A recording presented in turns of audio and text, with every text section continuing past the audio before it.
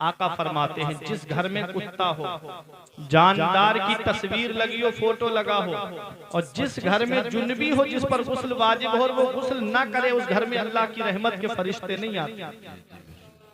नापाक जिस घर में हो उस घर में अल्लाह की रहमत के फरिश्ते नहीं आते हैं। आदमी कहता है कमाते बहुत है मौलाना साहब, 5-5 भाई कमा रहे हैं लेकिन बरकत नहीं हो रही है, इधर पैसा आया उधर चला गया, इधर दौलत आई उधर चली गई। ऐ लोगों, अपने घरों का जायजा लो। रात में हम 2-2, 3-3 बजे तक मोबाइल चलाते हैं और सुबह फजर में पड़े पड़े बिस्तर पे सोते रहते हैं, सुबह पड़े पड़े बिस्तर पे सो रहे हैं। जब रोजी तकसीम का वक्त होता है, सुबह के वक्त रोजी तकसीम होती है, उस वक्त हम बिस्तर पे पड़े पड़े सो रहे हैं। अरे गैर मुस्लिमों को देखो, जब उनकी बस्तियों से हम गुजरते हैं तो देख करके हमको अफसोस होता है कि मुसलमान पड़े पड़े सो रहे हैं और वो कोई अपने दरवाजे पे झाड़ू दे रहा है, कोई पानी छिड़क रहा है, कोई निकल करके टहल रहा है, वो जाग रहे हैं और हम बिस्तरों पे पड़े पड़े सो रहे हैं। फिर रोना रो रहे मुसलमान परेशान बहुत है, मुसलमान सताया बहुत जा रहा है। वो जर्रा पेड़ पत्ता पेड़ से गिर जाता है, जो अल्लाह के जिक्र से गाफिल हो जाता, वो जानवर ज़िबाह कर दिया जाता है, जो अल्लाह के जिक्र से गाफिल हो जाता है, वो मछली शिकार हो जाती है, जो अल्लाह के जिक्र से गाफिल हो जाती है, वो घास काट ली जाती है, जो अल्लाह के जिक्र से गाफिल हो जाती है। मेरे अजीजों, अपने रब की बारगाह में आओ, अपने रब की बारगाह में झुक जाओ। तुमने 3-4 साल पहले कोरोना काल में नहीं देखा, हमने अपनी आंखों से देखा, एक एक घर में 3-3 जनाजे हमने अपनी आंखों से देखे। बड़े बड़े दौलत वाले पैसे वाले गंगा नदी के किनारे पे गोरो कफन पड़े हुए थे। इन्ना बत्श रब्बिका लशदीद, तेरे रब की पकड़ बहुत सख्त है। जब अल्लाह पकड़ता है तो फिर कोई छुड़ाने वाला नहीं मिलता। मेरे अजीजों, बड़े बड़े दौलत वाले पैसे वाले वे गोरो कफन पड़े हुए थे। किस्मत वाला है वो बाप जो औलाद के कांधे पे कब्रिस्तान चला जाए, नसीब वाली है वो औलाद जो बाप के कांधे पे कब्रिस्तान चली जाए। किस्मत वाला है वो रिश्तेदार जो रिश्तेदार के कांधे पे कब्रिस्तान चला जाए। किस्मत वाला है वो पड़ोसी जो पड़ोसी के कांधे पे कब्रिस्तान चला जाए। जाना सभी को है कटरिया वालों, इस हाल में दुनिया से मत जाना। इधर जनाजा उठे, उधर मोहल्ले के लोग कहें एक जुआरी का जनाजा जा रहा है, एक शराबी का जनाजा जा रहा है, एक अय्याश का जनाजा जा रहा है, आलिम और इमामों की बुराई करने वाले का जनाजा जा रहा है। इस हाल में मत जाना, बल्कि इस हाल में जाना इधर जनाजा उठे उधर आलिम साहब कहें गद्दार मुस्तफा का नहीं, वफादार मुस्तफा का जनाजा जा रहा है, रसूल का जनाजा जा रहा है, आशिक रसूल का जनाजा जा रहा है। जब इस हाल में जाओगे तो यही कहोगे ये नाज ये अंदाज हमारे नहीं होते, दामन में अगर टुकड़े तुम्हारे नहीं होते, बेदाम ही बिक जाइए बाजारे नबी में, इस शान के सौदे में हजारे नहीं होते। मिलती ना अगर भीख हुजूर आपके दर से, इस घाट से मंगतों के गुजारे नारे तकबीर, नारे रिसालत, मसलके आला हजरत जिंदाबाद, हक़े खिताबत जिंदाबाद, नारे तकबीर, नारे रिसालत। सुभान अल्लाह। अच्छे काम करके दुनिया से जाओ, मुत्तकी बन के दुनिया से जाओ, परहेजगार बन के दुनिया से जाओ। किसी का घर बर्बाद करके अपना घर आबाद मत करना। आका फरमाते हैं खैरुन नास मन यनफउन नास, लोगों में बेहतर वो है जो दूसरों को फायदा पहुंचाए, जो दूसरों को नफा पहुंचाए। तो मस्जिद में निकाह का एक फायदा तो ये है कि मस्जिद में कोई नापाक नहीं आता है, जो भी आता है वो पाक। बेशक बेशक, जब पाकों की मौजूदगी में निकाह होगा तो निकाह में अल्लाह की रहमत है। और दूसरा फायदा मस्जिद में ये है कि मस्जिद खुदा का घर है और अल्लाह के घर में अल्लाह की रहमतें नाज़िल। सुभान अल्लाह, सुभान अल्लाह। जो निकाह मस्जिद में होगा उस निकाह में अल्लाह की रहमतें नाज़िल होंगी। तो ये मेरे आका हुजूर सल्लल्लाहु अलैहि वसल्लम की महबूब सुन्नत है निकाह। तो जब सुन्नत को अदा करो तो उस मौके पे ये नियत होना चाहिए कि अल्लाह हमसे राजी हो, उसका रसूल हमसे राजी। जी जी बेशक। दुनिया वालों को हमें खुश नहीं करना, दुनिया तो वैसे भी खुश नहीं है, एक दूसरे से खुश नहीं है हम।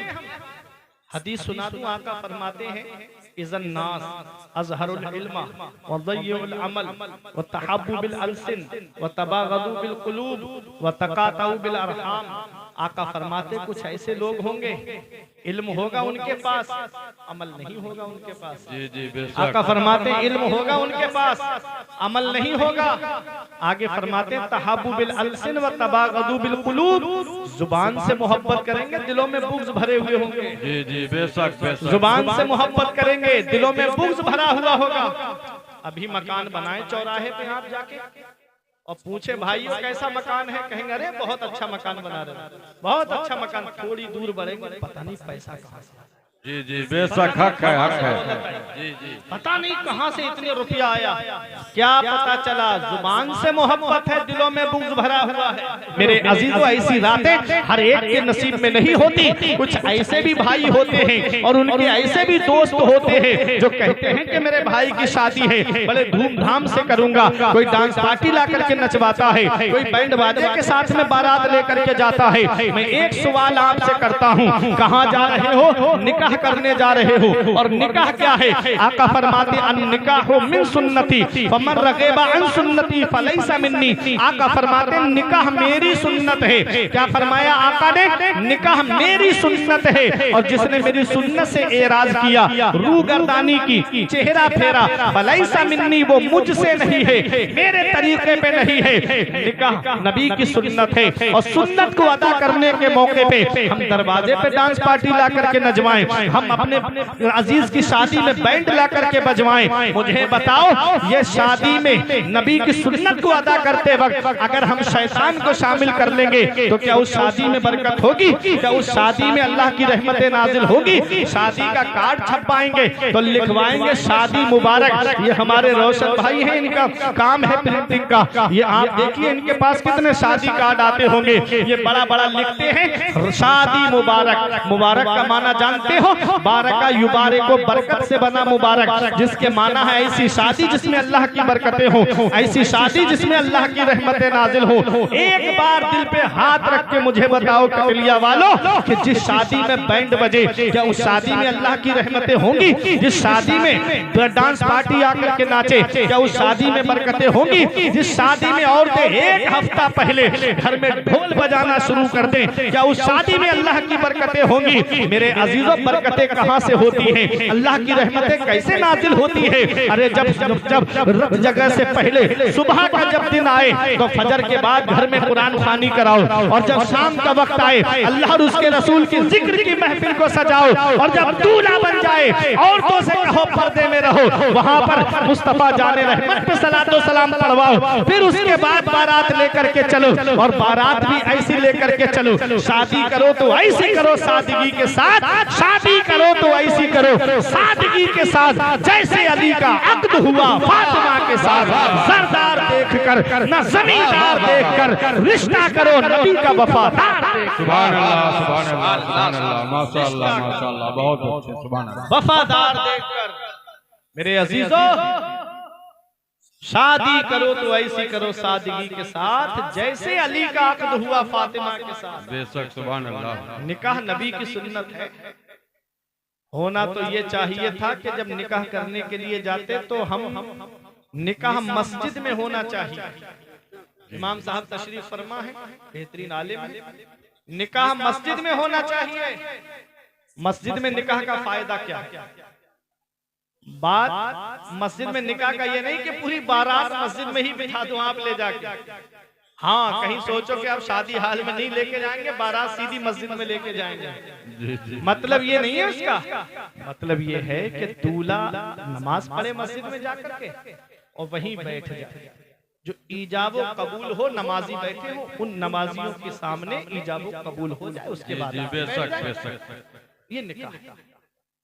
इससे दो फायदे हैं। देखो, मस्जिद में निकाह जो होता है उससे कुछ ना कुछ तो फायदा होगा। आका के हर काम में हिकमत है। जी जी जी डॉक्टर साहब, मस्जिद में निकाह का कुछ तो फायदा होगा। मस्जिद में निकाह का एक फायदा तो ये है कि मस्जिद के अंदर कोई नापाक नहीं जाता है। बेशक बेशक, सुभान अल्लाह सुभान अल्लाह। मस्जिद में कोई नापाक नहीं जाता है। जो भी आता है पाक आता है, ये नापाक क्या है? अल्लाह मेरे आका ने इरशाद फरमाया, तुम अपने बेटे के पैसे लेकर के वापस नहीं करते? अर्ज किया या रसूल अल्लाह, इससे पूछिए मैं पैसे लेके करता क्या? इसी के बच्चों पे तो खर्च कर देता। अल्लाह मैं पैसे कहीं लेके तो नहीं जाता, इसी के बच्चों पे तो खर्च कर देता हूँ।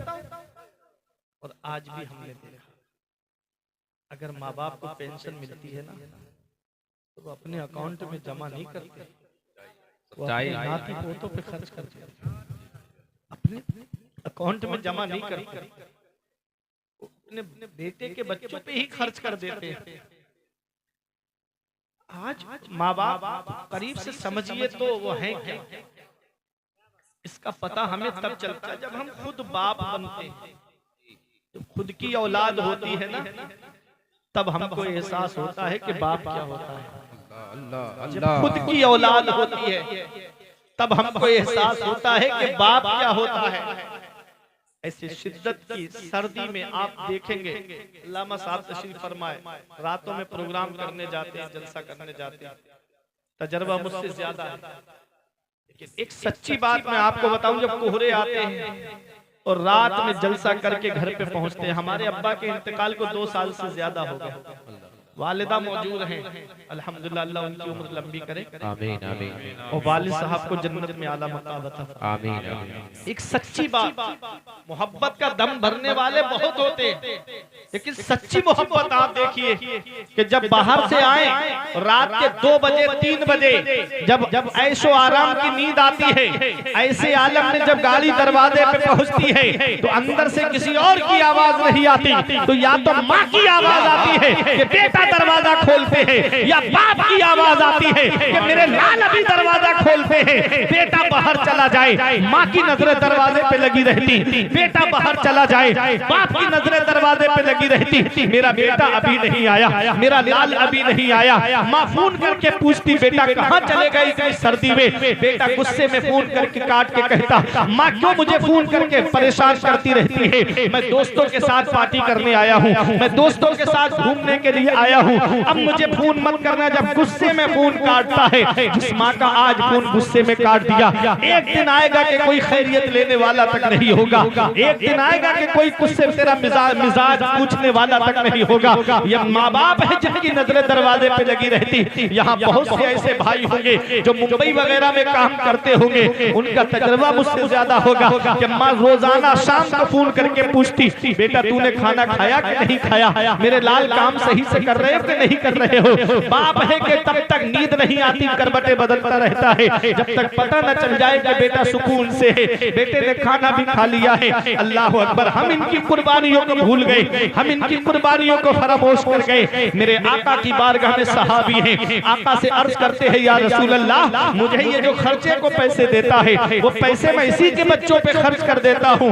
मेरे आका ने फरमाया, वो अशार सुनाओ जो तुमने अभी रास्ते में कहे हैं। वो रो के कहने लगे, या रसूल अल्लाह, ये मेरे दिल में अशार थे, किसी को नहीं मालूम है। हम कई बार या रसूल अल्लाह आपके मौजज़ात का मुशाहिदा कर चुके हैं, या रसूल अल्लाह कई बार आपके मौजज़ात को देख चुके हैं। एक मौजज़ा आज और हमने देख लिया, ये दिल की बात थी, दिल का राज था।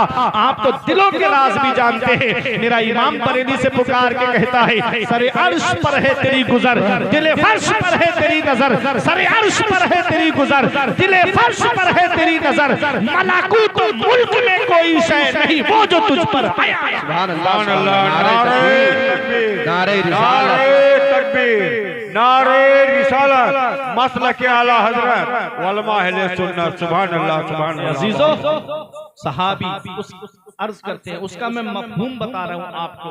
वो सहाबी कहते हैं, जब मेरा बेटा पैदा हुआ तो मैं खुश हुआ और मैं डरता था इसके इंतकाल से, मैं डरता था इसके हिलाक हो जाने से कि कहीं मेरा बेटा इंतकाल ना कर जाए, मुझे इसकी मौत से डर लगता था। जब ये आया था तो खुशी हुई थी और इसके इंतकाल से मैं डरता था। वो सहाबी अर्ज करते हैं, या रसूल अल्लाह, जब ये बीमार पड़ता था तो मैं परेशान हो जाता था। अल्लाह, आज मैं बुढ़ापे की दहलीज, ये मुझसे जितने पैसे मांगता था खर्च के लिए मैं इसे देता था, आज मैं इससे पैसे मांगता हूं तो ये मुझसे बदले में मांगता है। मेरे जिस्म की हड्डियों ने जवाब दे दिया, मेरे जिस्म की ताकत ने जवाब दे दिया, अब मैं इसको पैसे कहां से वापस करूं। मेरे आका रोने लगे, सहाबा भी रोने लगे। आका इरशाद फरमाते, मेरे सहाबा इनकी बात सुन के सिर्फ मैं और तुम ही नहीं रो रहे हैं, इसके इर्द गिर्द जितने ढेले हैं, पत्थर हैं, वो सब के सब आंसू बहा रहे हैं। पता चला जिस घर में माँ बाप के ऊपर जुल्म होता है उस घर के दरो दीवार आंसू बहाते हैं। जिस घर में माँ बाप को सताया जाता है उस घर के दरो दीवार भी आंसू बहाते हैं। मेरे अजीजों, अगर घर में बरकत नहीं है तो माँ बाप को राजी करो। घरों में सुकून नहीं है तो माँ बाप को राजी करो। मुसीबतों ने घरों का दरवाजा घेर रखा है तो अपने माँ बाप से दुआएं कराओ। इतनी जल्दी किसी मौलाना की दुआ कबूल नहीं होगी, इतनी जल्दी किसी पीर की दुआ कबूल नहीं होगी, इतनी जल्दी किसी हाफिज की दुआ कबूल नहीं होगी। जितनी जल्दी औलाद के हक में उसके माँ बाप की दुआ कबूल होती है, आका फरमाते हैं माँ बाप की दुआ औलाद के हक में ऐसे कबूल होती है जैसे नबियों की दुआ उम्मत के हक में कबूल। तो मेरे अजीजों, अगर घर में बरकत नहीं तो माँ बाप से दुआएं कराओ। कारोबार में बरकत नहीं तो माँ बाप से दुआएं कराओ। अगर घरों में सुकून नहीं तो माँ बाप से दुआएं कराओ। मेरे सर से मेरी सारी मुसीबत टाल देती है मेरी माँ, मेरे दामन में दुआएं डाल देती है। परेशान हो अंधेरों से तो जाओ माँ के कदमों में, वो जब चाहे मुकद्दर में उजाले डाल। सुभान अल्लाह, सुभान अल्लाह। माँ बाप से दुआएं कराया। माँ बाप अल्लाह की बहुत बड़ी नेमत। अल्लाह फरमाता है वक़्फ़िद लहुमा जनाहुल मिन अर्रहम, अपने माँ बाप के लिए मेहरबानी का बाजू बिछाओ। वक़ुल रब्बिरहमहुमा कमा रब्बयानी सगीरा, और ऐसे दुआ करो अल्लाह मेरे माँ बाप पे ऐसा रहम फरमा जैसा उन्होंने बचपन में मेरे ऊपर। सुभान अल्लाह, सुभान अल्लाह। ये कुरान हमें सिखा रहा है कि हमें माँ बाप के साथ रहना कैसे। जब बुढ़ापे में पहुंचे वो तो उन्हें भी नहीं कहना, झिड़कना नहीं, डांटना नहीं, उनसे मोहब्बत से बात करना। एक बाप ने अपने बेटे का इम्तिहान लिया था। मौलाना रूम जो नतीजा निकालते हैं वो सोने के कलम से लिखने के काबिल। कहते एक बाप ने अपने बेटे से कहा, बेटा दीवार पर क्या बैठा है? तो बेटे ने कहा, अब्बा कौवा बैठा है। बाप ने फिर पूछा, बेटा क्या बैठा है? तो बेटे का थोड़ा लहजा बदला, कहा ना अब्बा कौवा बैठा है। बाप ने फिर पूछा, बेटा क्या बैठा है? कहा क्या अब्बा, बता तो दिया एक बार में कि कौवा बैठा है। बाप ने फिर पूछा तो बेटे के तेवर बदल गए। कहा क्या बुढ़ापे में तुम्हारा दिमाग तो नहीं चल गया है? कितनी बार बताऊं कि दीवार पर कौवा बैठा है? ये सुन के बाप रोने लगा। जब बाप रोया तो बेटा थोड़ा नरम हुआ। उसने कहा अब्बा रोते क्यों हो? कहा बेटा आज मैंने तेरा इम्तिहान लिया था। जब बचपन में तूने मुझसे पूछा था कि अब्बा दीवार पर क्या बैठा है, मैंने कहा बेटा कौवा बैठा है। तूने तकरीबन 100 मरतबा मुझसे पूछा होगा, मैंने 100 मरतबा मोहब्बत से जवाब दिया था कि कौवा बैठा है। आज मैंने 2-3 बार तुझसे पूछा और तेरा लहजा बदल गया। आज 2-3 बार मैंने तुझसे पूछा, तेरी बोली बदल गई। अल्लाह, ये बचपन में माँ बाप अपनी औलाद से क्या कहते हैं, बेटा आज क्या खाओगे? आपके यहाँ भी बाजार लगता होगा। जी जी बेशक, हमारे यहाँ भी बाजार लगता है। हम भी पूछते बच्चों से, बेटा आज क्या खाओगे? आप भी पूछते होगे, बेटा आज क्या खाओगे? आज तो दौर बहुत तरक्की कर गया, पैसे का दौर है। आज तो अक्सर घरों में मोटरसाइकिलें हैं, साइकिल तो हर घर में है, अक्सर घरों में मोटरसाइकिलें और ज्यादातर घरों में कारें आपको मिलेगी। पहले दौर इतना तरक्की याफ्ता नहीं था। बहुत 2-3 गांव मिला के देखा जाता, किसी एक के घर में कहीं कार होती थी। कोई एक आदमी मोटरसाइकिल ले आता तो पूरा गांव देखने के लिए आता था कि फला के घर में मोटरसाइकिल है। अल्लाह माफ करे, हमारे इलाके में एक बारात हुई थी तो रेडियो मिल गया था, तो पास पड़ोस के गांव के लोग भी देखने के लिए आए थे। उस दौर की मैं बात बता रहा हूं। जी बेशक, ये ऐसा दौर भी गुजरा है। अब आप जो है फॉर्च्यूनर लाके खड़ी कर लो, ये पड़ोसी तक देखने के लिए नहीं आएगा। क्यों? क्योंकि अक्सर घरों में पैसा है। मेरे अजीजों, अक्सर घरों में पैसा है, अक्सर घरों में दौलत है। आपको मैं बताऊं, माँ बाप की अजमत बड़े करीब से मैं आपको दिखाना चाहता हूँ। आज दौर तरक्की याफ्ता है। इस दौर में अगर आज हमारी औलाद बीमार पड़े तो हम डॉक्टरों के घरों पे दिखाने के लिए जाते हैं। क्या कहते हैं डॉक्टर साहब, जमीन बिके तो बिक जाए, मकान बिके तो बिक जाए, प्रॉपर्टी जाए तो चली जाए, मेरे बेटे को कुछ नहीं होना चाहिए। हम अपने बचपन पे गौर करें, यही हमारा बाप है। आज बुढ़ापे में जिसकी हमको खांसी अच्छी नहीं लग रही है, माँ का बोलना हमको अच्छा नहीं लग रहा है, यही माँ बाप है जो हमको सीने से लगा करके डॉक्टर के पास लेकर गए थे। बाप के पैरों में चप्पल नहीं होती लेकिन डॉक्टर के पास लेकर गया। माँ ने सर्दी में अपनी चादर अपनी औलाद को ओढ़ा दी ताकि इसे ठंड ना लगे और डॉक्टर के पास लेकर गई। क्या कहा डॉक्टर साहब, जमीन बिके तो बिक जाए लेकिन मेरे बेटे को कुछ नहीं होना चाहिए। अल्लाह अकबर। आज हमारी औलाद बीमार पड़ती है, हम परेशान हो जाते हैं। अपने बचपन पे गौर करो, जब हम बीमार पड़े होंगे तो यही हमारे माँ बाप हमको डॉक्टर के पास लेकर गए। मेरे अजीजों, कभी बुढ़ापे में पूछ लिया करो कि अब्बा आज क्या खाना पसंद करेंगे। आज घर में खाना अब्बा की मर्जी का बनेगा, आज घर में खाना अम्मी की मर्जी का बनेगा। वो बुढ़ापे में इंतजार करते, काश बेटा थोड़ी बात मुझसे कर लेता, काश मेरा लाल मुझसे मेरा हाल पूछ लेता, काश मेरा बेटा मुझसे मेरी ख्वाहिश को पूछ लेता कि आज मेरा किस चीज को मन हो रहा है। हम नहीं पूछते। अगर कोई सामान भी खरीद के लाते खाने पीने का तो माँ बाप से छुपा के कमरे के अंदर लेके जाते ताकि बाप की नजर न पड़े, माँ की नजर न पड़े। अरे किस माँ बाप से तुम छुपा के लेके जा रहे हो? तुम बचपन में जब छोटे थे यही तुम्हारा बाप बाहर से काम करके आता, खाने पीने का सामान लेकर आता तो तुमसे छुपा के नहीं रखता था बल्कि बच्चों के सामने ला करके रख देता था। और अगर कोई बेटा बाहर गया होता तो माँ उठा के उसका सामान रख देती कि फला बेटा मेरा घर पे नहीं है, ये उसके हिस्से का है। मेरे अजीजों, कभी उन चीजों को भी तो गौर कर लिया करो। चार पैसे क्या कमाने लगे, थोड़ी सी दौलत क्या आ गई पास में, थोड़ा सा माल क्या आ गया पास में, हम माँ बाप के एहसानों को भूल गए, हम माँ बाप की कद्र करना हमने बंद कर दी। मेरे अजीजों, मैं आपको एक पैगाम दे के गुजरना चाहता हूँ। ये माँ बाप है, माँ बाप जिनसे आप छुपा के लेके जा रहे हो वो सब जानते हैं, लेकिन फिर भी तुमको बद्दुआ नहीं देते, फिर भी तुम्हारे लिए दुआ ही निकलती है उनके मुंह से कि मौला मेरे बेटे को और तरक्की दे, मौला मेरे बेटे को और कामयाबी दे, मौला मेरे बेटे की कमाई में और बरकतें दे। कभी पूछ लिया करो उनके पास बैठ करके कि अब्बा आज क्या खाना पसंद करेंगे,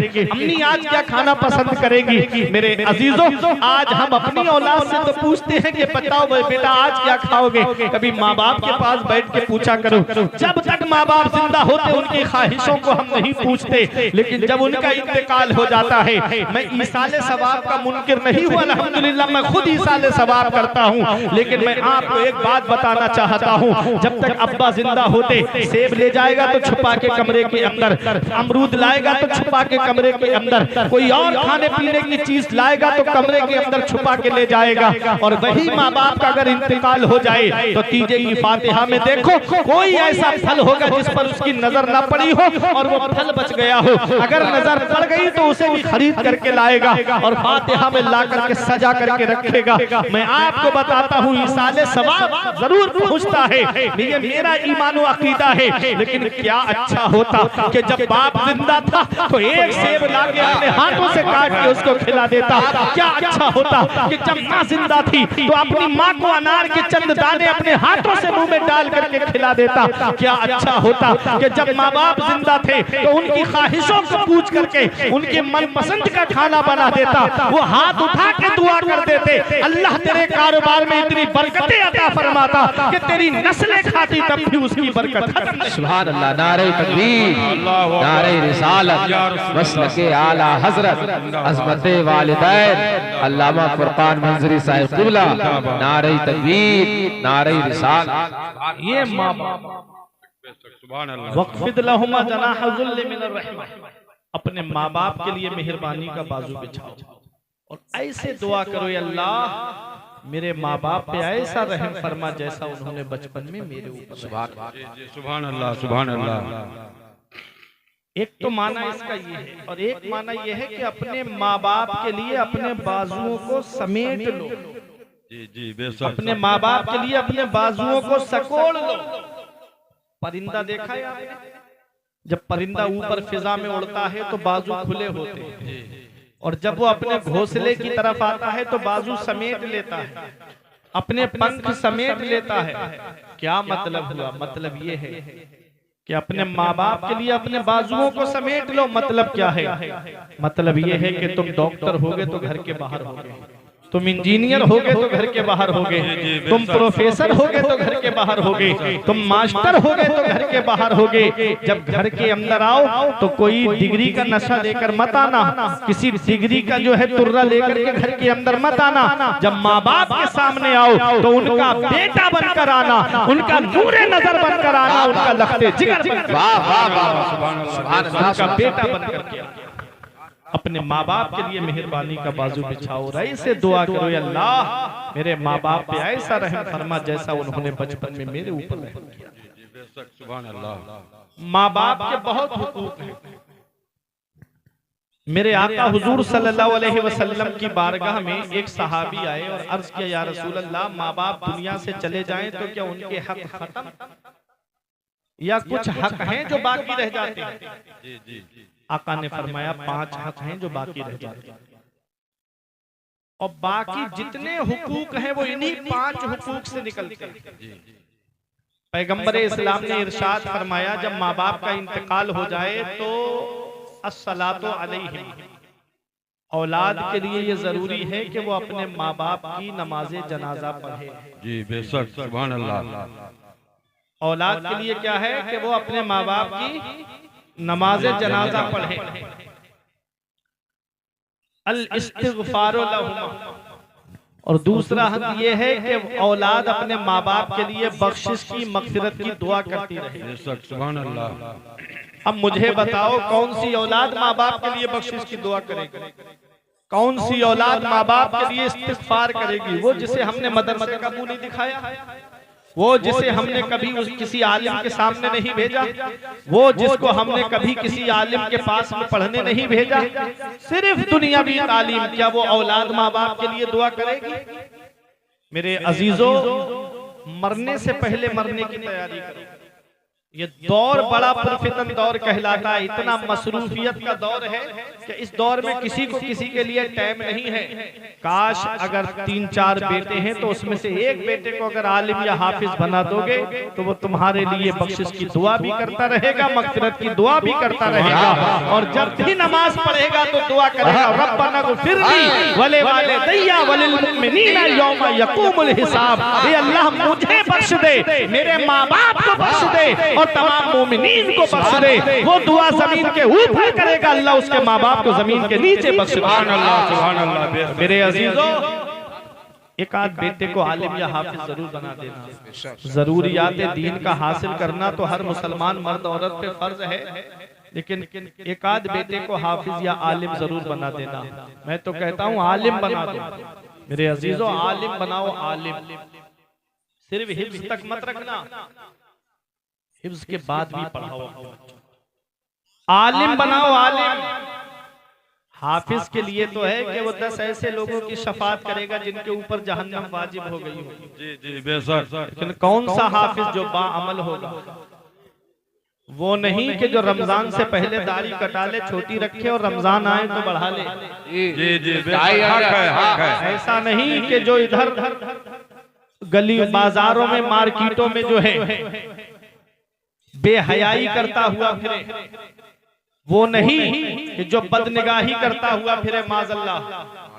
वो हाफिज कि जो कुरान को पढ़े और उस पर अमल भी करे। जी जी सुभान अल्लाह। ऐसा बाअमल हाफिज 10 ऐसे लोगों की शफाअत करेगा कि जिनके ऊपर जहन्नम वाजिब हो गई। आलिम के लिए, हाफिज के लिए कैद है, लेकिन आलिम के लिए कोई कैद नहीं। जी सुभान अल्लाह। आलिम को जन्नत के दरवाजे पर रोक दिया जाएगा और उसे हुक्म होगा, तूने दुनिया में दीन की खिदमत की है, तेरे लिए कोई कैद नहीं। हाफिज के लिए कैद है कि वो 10 की करे, हाजी के लिए बाअमल हाजी के लिए है कि वो 70 की करे। आलिम के लिए कोई कैद नहीं होगी, वो जितनों को चाहे उतनों को बख्शवा करके जन्नत में लेके जाए। सुभान अल्लाह सुभान अल्लाह। मेरे अजीज, आलिम का बहुत बड़ा मकाम है, और आलिम का मकाम बता दूं, ग्वालियर में एक अल्लाह के वली आराम कर रहे हैं, मियां गौस मोहम्मद ग्वालियर रहमतुल्लाह अलैह। उनको अल्लाह ने मुस्तजाबुद दावात बनाया, जो दुआ करे अल्लाह कबूल फरमाता। आ गए ग्वालियर में, तो कुछ लोग आ रहे थे, उनसे दुआएं करा के जा रहे थे। तो इमाम साहब जो उस वक्त मौजूद थे, उनकी कोई औलाद नहीं थी। जी जी, अल्लाह की शान व कुदरत है। अल्लाह कुरान में फरमाता है यखलुकु मा यशा, अल्लाह है जो चाहता है वो पैदा फरमाता है। यहबु लिमन यशाउ इनासो व यहबु लिमन यशाउ ज़ुकूर, अल्लाह जिसे चाहता है उसे बेटियां अता फरमाता है, अल्लाह जिसे चाहता है उसे बेटे अता फरमाता है। बेशक बेशक। और युज़व्विजुहुम ज़ुकरानो व इनासा, और अल्लाह जिसे चाहता है उसे बेटे और बेटियां दोनों अता फरमाता है। व यजअलु मन यशाउ अकीमा, और अल्लाह जिसे चाहता है उसे बांझ बना देता है, उससे कोई औलाद नहीं होती। तो इमाम साहब की कोई औलाद नहीं। इमाम साहब की बीबी ने कहा हजरत आप चले जाओ दुआ कराने के लिए, आप दुआ करा लो, अल्लाह ताला उनकी दुआ से हमको भी औलाद अता फरमा दे। आलिम साहब आए, तो जब आलिम साहब आए तो वो तो अल्लाह के वली थे, देखते ही पहचान लिया। आलिम भी है और इमाम भी है, सुभान अल्लाह। आज हमारा हाल ये है कि हम इमाम के पीछे पढ़ते भी हैं और इमाम के पीछे पढ़ते भी हैं।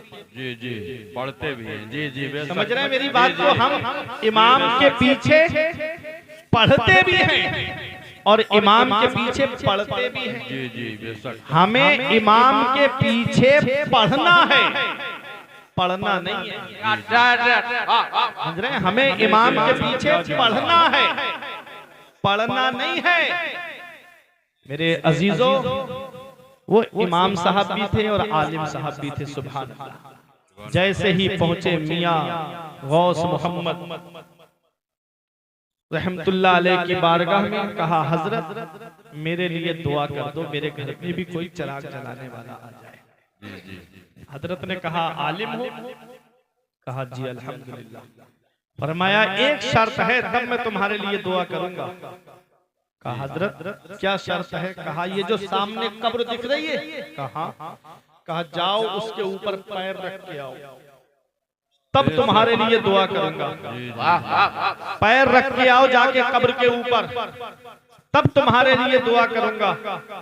आलिम साहब बोले हजरत दुआ करो या मत करो, मैं किसी कब्र के ऊपर जानबूझ के पैर नहीं रखूंगा। जी जी, सुभान अल्लाह सुभान अल्लाह। मेरे आका हुजूर सल्लल्लाहु अलैहि वसल्लम का फरमाने आली शान मुझे याद आता है। आका फरमाते हैं मुझे आग के अंगारों पे चलना ज्यादा पसंद है किसी मोमिन की कब्र पे पैर रखना। जी जी, बेशक। ये वो फरमा रहे हैं जिनका कदम मुबारक पड़ जाए तो बख्शिश हो जाए, सुभान अल्लाह। कब्र जन्नत का बाग बन जाए। ये तालीम उम्मत के लिए, ये हमारे लिए है। जब हम कब्रिस्तान जाते हैं तो कब्रों के ऊपर पैर रखते हुए जाते हैं, माज़अल्लाह।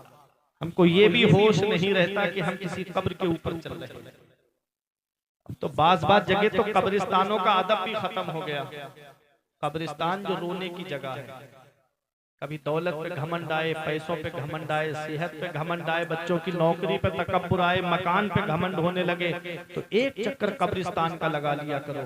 वहां तुमसे ज्यादा दौलत वाले लेते हैं, वहां तुमसे ज्यादा पैसे वाले लेते हैं, वहां तुमसे ज्यादा सरमाए वाले लेते हैं, जिनकी नाक पे कभी मक्खी नहीं बैठती थी, आज उनके जिस्म को मिट्टी ने गला सड़ा के एक तरफ। घमंड किस बात पे, तकब्बुर किस बात पे? जो कब्र खोदने के लिए जाते हैं उनसे पूछो कहीं हड्डियां निकलती है, कहीं खोपड़ी निकलती है? ये खोपड़ियां भी कुछ पैगाम दे रही हैं कि हम भी किसी दौर में अपने वक्त के बड़े तानाशाह रहे हैं। आज हमारी खोपड़ियों को देख लो और गुरूर और घमंड को खत्म कर दो। मेरे अजीजों, घमंड किस बात पे? कब्रिस्तान ऐसे बूढ़ों से भरा पड़ा है जो कहते थे मौलाना फजर से नमाज पढ़ने आएंगे। कब्रिस्तान ऐसे जवानों से भरा पड़ा है जो कहते थे जुमे से नमाज पढ़ने आएंगे। साथ जिनके थे यहाँ लश्करों फौजों सिपाह, बेकसाना कब्र के अंदर अकेले चल बसे, एक साथ भी न ठहरे वादा जिनका आ गया, जी के जी में रह गए अरमान सारे चल बसे। पढ़ के तू कुरान को अब जमा कर ले कुछ सवाब, कब्र पर फिर कौन आए फातिहा के वास्ते। काम वो कर ले प्यारे जिसके 22 कब्र में बागे रिजवा से खुले खिड़की हवा के वास्ते। काम दोज़ख के किए जन्नत का है उम्मीदवार, कसरे जन्नत तो बना है पार साके। सुभान अल्लाह सुभान अल्लाह। मरने से पहले मरने की तैयारी करो। ये कब्र हमको रोजाना एक पैगाम दे रही है कि एक दिन मेरे अंदर आना है। मैं कीड़े मकोड़ों का घर हूँ, मैं तन्हाई का घर हूँ, मैं वहशत का घर हूँ। आज एक चूंटी मेरे कान में चली जाए, पूरी रात मुझे नींद नहीं आती। जी जी बेशक। उस कब्र के अंदर कीड़े मकोड़े होंगे, क्या हाल होगा इंसान के जिस्म का। क्या तैयारी की हमने कब्र के अंदर जाने की, है कोई तैयारी? आज भाई भाई से लड़े बैठा है, बेटा बाप से बात नहीं करता, भाई बहन से बात नहीं करता, बहन भाई से बात नहीं करती, रिश्तेदारियों में आपस में ना इत्तेफाक। ये हाल है आज हमारा। मेरे अजीजों, अपनी आखिरत की तैयारी, उस कब्र के अंदर जाना है, उस काली कोठरी के अंदर जाना है। मेरे अजीजों, मैं अर्ज ये कर रहा था कि आलिम साहब कहते हैं, इमाम साहब कहते हैं, मियां गौस मोहम्मद ग्वालरी रहमतुल्लाह अलैह से कि मैं कब्र के ऊपर पैर नहीं रखूंगा। चले आए, बीवी ने कहा कि दुआ हो गई, कहा नहीं। उन्होंने शर्त रखी, मैंने उस शर्त को पूरा नहीं किया, उन्होंने दुआ नहीं की। बीवी गुस्सा हो गई, बीवी ने खाना बनाना बंद कर दिया, कहा नहीं, जाओ पहले दुआ करा के आओ, मुझे औलाद चाहिए, दुआ करा के आओ। जी जी। मेरे अजीजों, आलिम साहब फिर आए और आके कहा, हजरत घर का माहौल बिगड़ रहा है, आप दुआ कर दीजिए। फरमाया, मौलाना दुआ तभी करूंगा जब पहले उस कब्र के ऊपर पैर रखोगे। ये शर्त है मेरी, ये शर्त है मेरी, उस कब्र के ऊपर पैर रखो तब दुआ करूंगा। फिर वापस आ गए, कहा कब्र पे पैर नहीं रखूंगा। आ गए वापस, बीबी ने कहा हो गई दुआ, कहा नहीं की, वही शर्त है उनकी। मैंने बहुत कहा हजरत बिना शर्त के दुआ कर दीजिए, कहा नहीं। तो बीबी ने अपना सामान बांधा और सबसे आसान तरीका जो है बीबी का आराम के लिए मैका, जी जी बेशक, सामान बांधा और आ गई। और मैके वाले भी बाज ऐसे होते हैं कि ये भी नहीं पूछते कि बेटी बात क्या है, बस फोन लगा करके उल्टा सीधा दामाद को बोलना शुरू कर देते हैं, जिसकी वजह से कोर्ट कचहरियों के चक्कर लगाने पड़ते हैं। आज कितने घर हैं जो लड़की की माँ की वजह से बर्बाद हो गए। जी बेशक, हक है, हक है जी। वो घर कभी खुशहाल नहीं होता जिस घर में लड़की पूरे पूरे दिन अपने मैके वालों से फोन पे बात करती रहती है, वो उसे कोचिंग देते रहते हैं, वो उसे फोन पर उसके कान भरते रहते हैं कि जब दूसरे भाई की बीवी कुछ नहीं करती तो तू क्यों करती है। ऐसा माहौल बना देते हैं घर का, ऐसी तनातनी हो जाती है कि अब भाई भाई का चेहरा देखना पसंद नहीं करता और ये औरतें औरतों का चेहरा देखना पसंद नहीं करती, दीवारें खिंच जाती हैं घरों के अंदर। ये हाल होता है। मेरे अजीजों, ये पैगाम लिख के लेकर के जाओ कि जो लड़की अपने मैके वालों के कहने में रहेगी उसका घर कभी खुशहाल नहीं। जी जी बेशक, हक है, हक है। सच्चाई ये हकीकत है। कोर्ट कचहरियों में जाकर के देखो कितनी मुस्लिम बहन बेटियां नकाब डाल के वकीलों के सामने आकर के बैठती हैं और वो वकील हंसी मजाक करते। मैंने खुद देखा, मेरा एक मोबाइल चुर गया था, मेरे हाथ से चोर छीन के ले गए, तो मैं गया था उसकी रिपोर्ट के लिए, तो मैंने देखा था कि बहनें कैसे आंसू बहाती थी, मैंने देखा था, दिल रोता था दिल, और वकील उनसे मजाक करते थे माज़अल्लाह, और वो बैठी रो रही हैं। कितने घर बर्बाद हो गए। अपने अपने घरों के अंदर ऐसा माहौल बनाओ कि हर चीज दो उनको, उनसे कहो कि जो तुम कहोगी तुम्हारी मर्जी का खाना भी बनेगा, जो खर्चा कहोगी खर्चा भी तुमको दिया जाएगा, लेकिन हुक्म वही चलेगा जो हमारा होगा। अर्रिजालु कव्वामूना अलन निसा, मर्द हाकिम है औरतों के ऊपर, औरतों को हाकिम मत बनाओ, मर्द ही हाकिम रहेगा तो घर खुशहाल रहेगा। जिस घर में औरत की चलेगी वो घर खुशहाल कभी नहीं होगा। औरत नाक़िसुल अक्ल है, मर्द के मुकाबिल उसकी आधी अक्ल है, वो अपने आप को समझती बहुत अक्लमंद है, लेकिन मर्द है जो अपनी अक्ल के जरिए पूरे परिवार को लेकर चलना चाहता है, तमाम रिश्तेदारों को लेकर के चलना चाहता है, और वो है कि अपनी अक्ल के जरिए अपनी झोपड़ी अलग बसा करके अकेले रहने में ही खुशहाली समझती, लेकिन असल खुशहाली अकेले रहने में नहीं है, पूरे परिवार के साथ में खुश रह करके खुश रहने में असल खुशहाली। सुभान अल्लाह, सुभान अल्लाह। अजीजों, ये एक पैगाम है, ले जाओ। आलिम साहब की बीबी नाराज हुई, सामान बांधा, मैं के आ गई। जब मैं के आई तो आलिम साहब ने सोचा कि 1-2 हफ्ता गुजर गया, गए, कहा कि अब तो गुस्सा ठंडा हो गया होगा, चलो। तो कहा कि नहीं, पहले दुआ कराओ उसके बाद जाऊंगी। आलिम साहब परेशान हो गए। अब आए, चेहरा उतरा हुआ। मियां गौस मोहम्मद ग्वालियरी रहमतुल्लाह अलैह के पास में आकर के कहा, हजरत अब घर टूटने वाला, हजरत अब करम कर दो। अल्लाह के वली ने चेहरा देखा उतरा हुआ, थोड़ा तरस आया और कहा, अच्छा शर्त मेरी वही है, कब्र पे पैर रखना पड़ेगा तभी दुआ करूंगा, शर्त नहीं छोड़ूंगा अपनी। आलिम साहब बोले, हजरत मान जाइए। कहा, अच्छा ठीक है, एक पूरा पैर मत रखिए, सिर्फ अंगूठा टच करके आ जाइए कब्र से, मैं दुआ कर दूंगा, मैं दुआ कर दूंगा। आलिम साहब ने कहा ठीक है, गए और पैर का अंगूठा टच करके कब्र से वापस आ गए। आलिम साहब के लिए अल्लाह के वली ने दुआ की, अल्लाह ताला ने 9 महीने के बाद में एक बेटा अता फरमाया। आलिम साहब बेटे को लेकर के अल्लाह के वली की बारगाह में आए और आकर के कहा, हजरत ये तो बरकत देखिए आपकी दुआ से अल्लाह ने मुझे बेटा अता फरमाया है, लेकिन आज भी मेरे दिमाग में एक सवाल खटक रहा है कि आपने सबके लिए दुआ बगैर शर्त के की है, मेरे लिए दुआ शर्त लगा के की है, उस शर्त में ऐसा क्या था? तो अल्लाह के वली का जवाब सुनो, ये अल्लाह वाले होते हैं। कहा, तुम आलिम हो, आलिम जिस कब्र के ऊपर मैंने तुम्हारे पैर का अंगूठा टच कराया है, उस कब्र में अजाब हो रहा था और वो अजाब किसी की दुआ से नहीं टलता, एक आलिम के अंगूठा टच करने की वजह से अल्लाह ने उस अजाब को दूर कर दिया।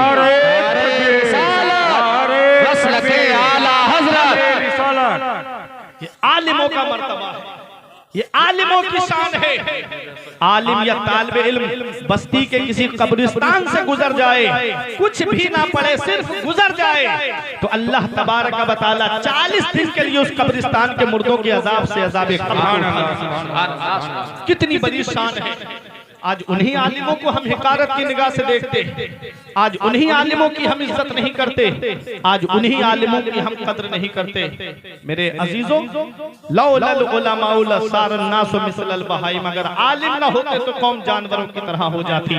नमाज में फर्ज कितने हैं ये आलिम बताते हैं, वुजू में फर्ज कितने हैं ये आलिम बताते हैं, रोजा किससे टूटता है और किससे नहीं टूटता है ये आलिम बताते हैं, ज़कात किस पर फर्ज है ये आलिम बताते हैं, हज किसके ऊपर फर्ज है ये आलिम बताते हैं, सदका किसे देना है ये आलिम बताते हैं, किसमें सवाब है किसमें गुनाह है ये आलिम बताते हैं। इसलिए उन घरों की बेटियां ज्यादा मुर्तदा हुई जिन घरों में आलिमों की बुराइयां होती हैं, जिन घरों में आलिमों की गीबत होती है, जिन घरों में आलिमों की चुगली होती है। और जो घर आलिमों से करीब रहे, जो घर आलिमों से जुड़े रहे, उन घरों के अंदर खुशहाली रही, उन घरों के अंदर दीनदारी रही। मैंने कहा सोहबत का असर होता जरूर है, मौला अली शेर खुदा फरमाते हैं सोहबत का असर होता जरूर है। नेकों की सोहबत नेक बना देती है, बुरों की सोहबत बुरा बना देती है। और मौलाना रूम कहते हैं सोहबत स्वालिहा तुरा स्वालिह कुनर, सोहबत तालिहा तुरा तालिह कुनर। नेकों की सोहबत में बैठोगे नेक बन जाओगे, बुरों की सोहबत में बैठोगे बुरे बन जाओगे। ये मेरे अजीजों, आला हजरत अजीमुल बरकत एक मिसाल पेश करते हैं, रंग बेचने वाले के पास मत बैठो। अगरचे तुम रंग नहीं बेचते हो, रंग उड़ के जब कपड़ों पे लगेगा लोग देख के कहेंगे ये भी रंग बेचता है। मतलब क्या है? मतलब ये है बुरों के पास मत बैठो, अगरचे तुम बुरे नहीं हो। जब उनके पास बैठोगे एक दिन आएगा कि लोग कहेंगे कि ये भी उनके पास बैठता है, उन्हीं में से है। मेरे अजीजों, नेकों के पास में बैठो, परहेजगारों के पास में बैठो। दोस्ती आलिमों से करो, दोस्ती परहेजगारों से करो, दोस्ती मुत्तकियों से करो। ऐसे से दोस्ती करो जो तुम्हारा हाथ पकड़ के मस्जिद लेके चला जाए, ऐसे से दोस्ती करो जो तुम्हारा हाथ पकड़ करके दीनी कामों की तरफ लेकर के जाए। उससे दोस्ती मत करो जो हाथ पकड़ के शराब की दुकान की तरफ लेकर जाए, उससे दोस्ती मत करो जो हाथ पकड़ कर जुए की तरफ लेकर के जाए, उससे दोस्ती मत करो जो हाथ पकड़ करके जिना के अड्डे की तरफ लेकर के जाए। अल्लाह कुरान में फरमाता है, अल्लाह ने फरमाया कयामत के दिन बाज गहरे से गहरे दोस्त एक दूसरे के दुश्मन बन जाएंगे, इल्लल मुत्तकीन, सिवाय परहेजगारों के। कौन काम आएगा कयामत कयामत में परहेजगार काम आएंगे, मुत्तकी काम आएंगे। अपने आप के अंदर तकवा लाओ, अपने अंदर परहेजगारी लाओ। मेरे अजीजों, ये दुनिया चंद दिन की है, अभी कुछ दिन के बाद जुबान से मोहब्बत, दिलों में नफरतें भरी हुई हैं। वह तकातऊ बिल अरहाम, और रिश्तेदारियां तोड़ेंगे, जरा जरा सी बातों में रिश्ते खत्म। आका फरमाते हैं ऐसे लोगों पर अल्लाह की लानत, उसके फरिश्तों की लानत, उसके रसूल की लानत, और अल्लाह कयामत के दिन ऐसे लोगों को अंधा करके उठाएगा और उनको बहरा करके उठाएगा। इसलिए जुबान से भी मोहब्बत करो और दिल से भी मोहब्बत करो। मेरे अजीजों, जुबान से भी मोहब्बत, दिल से भी मोहब्बत। नबी की सुन्नत अदा करने जा रहे हैं हम निकाह, इसलिए उस मौके पे हमें अल्लाह को राजी करना है, उसके रसूल को राजी करना है। ये नहीं कि अगर एक भी बाराती को नाश्ता नहीं मिला या खाने को नहीं मिला तो उसकी इज्जत को उछालना शुरू कर दिया, उस इज्जत को उछालना शुरू कर दिया। कभी कभी सोच लिया, किसी लड़की की शादी में आप जाओ तो मेरा मशवरा है कि कुछ घर से खा के जाया। अगर किसी के यहाँ लड़की की शादी में जाओ तो कुछ घर से खा के जाया करो। वो गरीब बाप कहाँ कहाँ से लाके इंतजाम करता है, हाथ जोड़ता फिरता है, माफ कर देना, कोई कमी रह गई हो माफ कर देना। और ये बाराती चौराहों पे खड़े होके कोई कुछ कहता है, कोई कुछ कहता है, कोई कहता है कोरमे में मजा नहीं आया, कोई कहता है जर्दे में मजा नहीं आया, कोई कहता है तंदूर बहुत मोटे कर दिए। आका क्या फरमाते हैं? आका फरमाते हैं खाने में ऐब ना निकालो, अच्छा लगे तो खा लो, अच्छा ना लगे तो मत खाओ, खाने में ऐब ना निकालो। ये आका की हदीस है। हमें किसी के खाने में ऐब नहीं निकालना है।